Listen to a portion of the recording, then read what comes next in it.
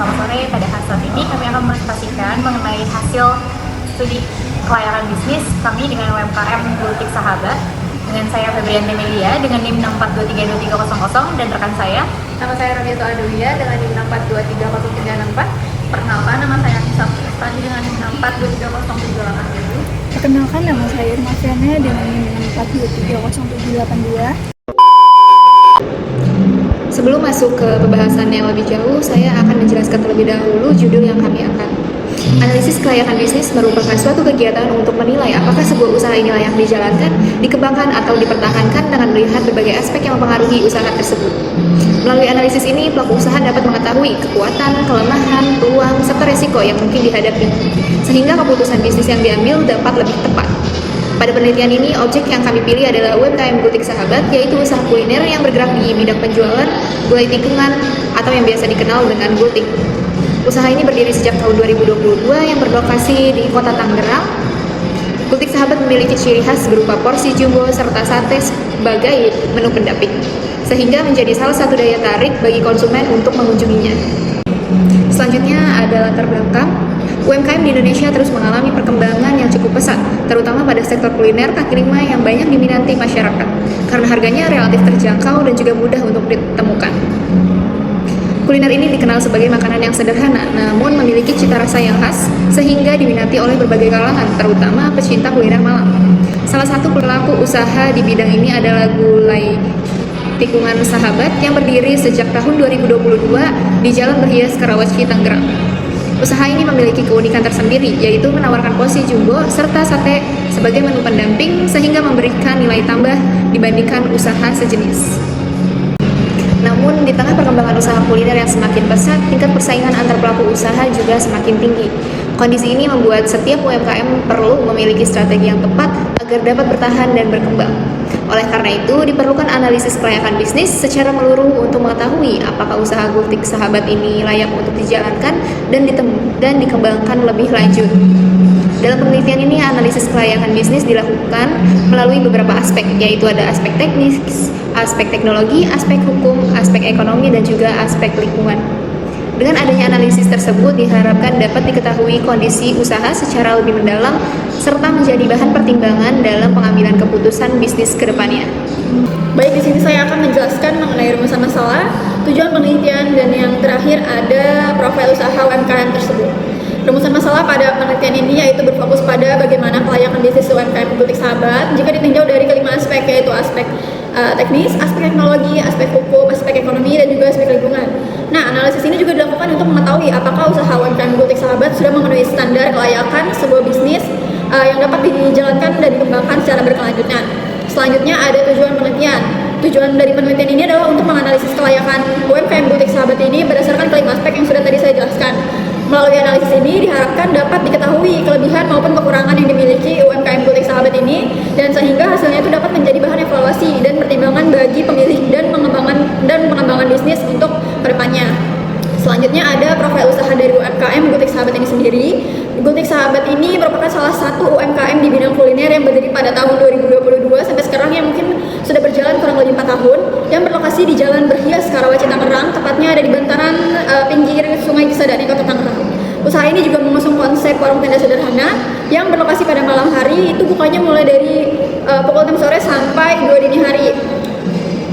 Terus juga memiliki karyawan kurang lebih 6 orang. Keunggulan utama Gultik ini juga memiliki porsi yang lebih besar dibandingkan gultik-gultik yang lain. Terus juga menyediakan pilihan daging sapi. Usaha ini juga menawarkan varian ayam katsu, serta sate taichan, dan juga sate marangi sebagai menu pendamping. Ada kondimen sate-satean yang lain dengan harga yang terjangkau, cita rasa yang khas, dan juga mungkin berada dengan lokasi yang strategis. Di kawasan pusat kuliner malam, Gultik ini juga menargetkan berbagai kalangan, mulai dari remaja, mahasiswa, bahkan keluarga. Mungkin cukup penjelasan dari saya. Untuk slide selanjutnya akan dijelaskan oleh rekan saya. Baik, pada slide ini kami akan menjelaskan mengenai hasil analisis kelayakan bisnis Gultik Sahabat berdasarkan 3 aspek, yaitu aspek teknis, teknologi, dan juga hukum.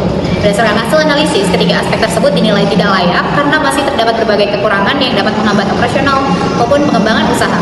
Pertama, dari aspek teknis, lokasi usaha memang berada di kawasan kuliner yang ramai, namun posisinya berada di tepi Sungai Cisadane sehingga memiliki risiko banjir dan akses yang kurang optimal. Tempat usaha ini juga masih berupa warung tenda terbuka tanpa perlindungan terhadap cuaca, sehingga kegiatan operasional dapat terganggu saat hujan ataupun angin kencang. Selain itu, proses produksi juga belum efisien karena makanan dimasak pada siang hari dan hanya dipanaskan kembali pada malam hari. Hal ini dapat mempengaruhi kualitas rasa. Usaha ini juga masih bergantung pada satu pemasok bahan baku dan juga memiliki kapasitas tempat duduk yang terbatas, sehingga berpotensi kehilangan pelanggan pada jam-jam sibuk.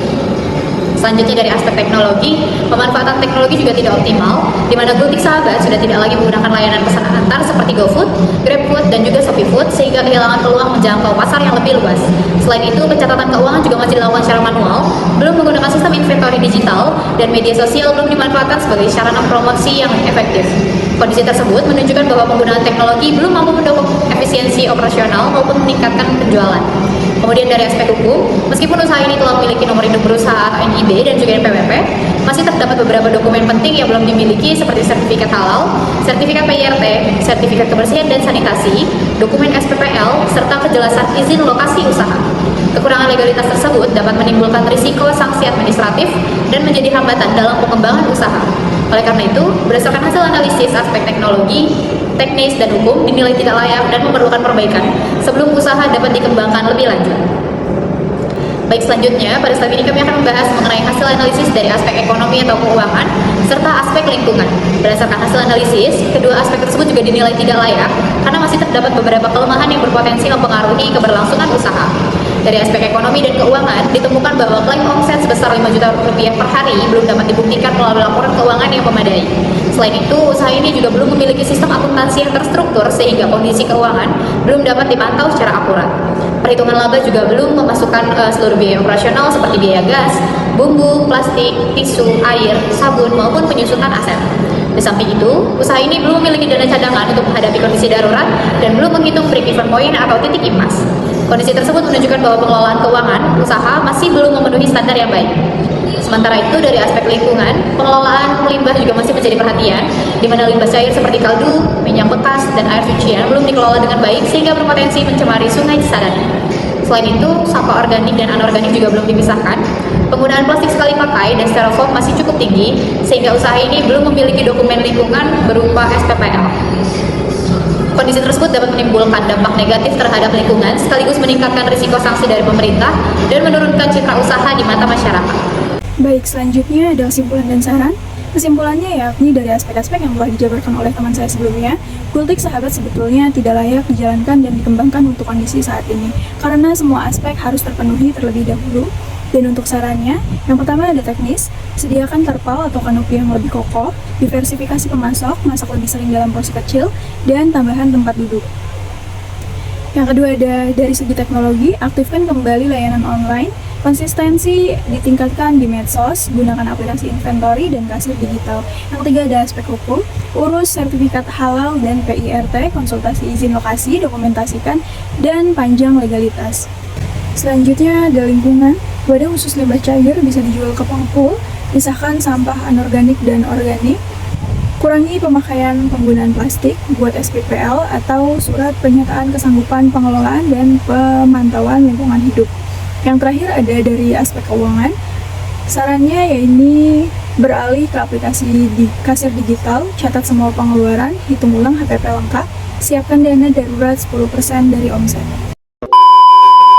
Baik, cukup sekian penjelasan dari kami. Kurang lebihnya mohon maaf. Terima kasih.